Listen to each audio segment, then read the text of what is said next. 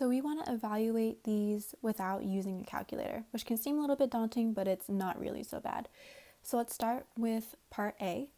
They want us to evaluate log base 4 of 64.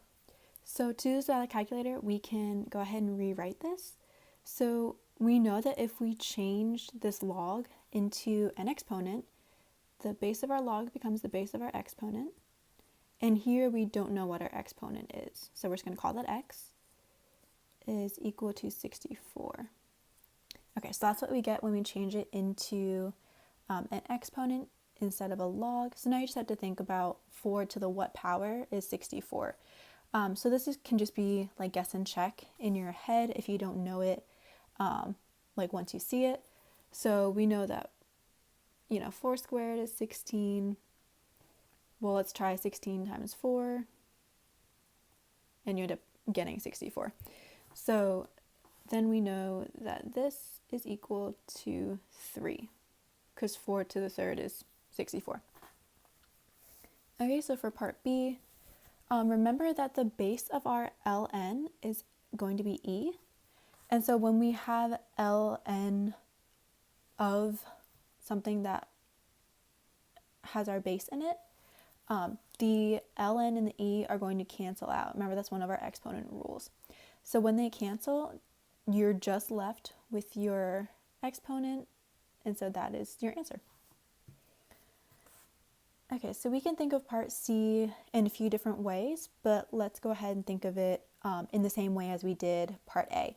So we can turn this into an exponent and think to ourselves, 3 to the what power is going to give us 1 over 27.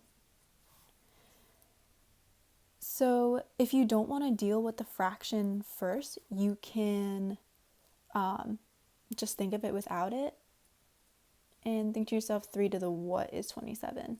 And kind of like in part A, this can just be like a guess and check process. Think of what 3 squared is, and then think of like what 3 to the third is.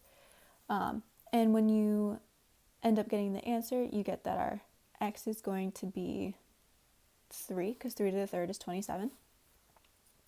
But remember, we were thinking of it in this way, but we really want what our x is when it's 1 over 27. And in order to turn this whole number of 27 into a fraction, its exponent has to be negative. So what you really want is for x to be negative 3. And then if you want to check that in your calculator, you'll get that 3 to the negative 3 is 1 over 27. Okay, and D follows the same property as B does.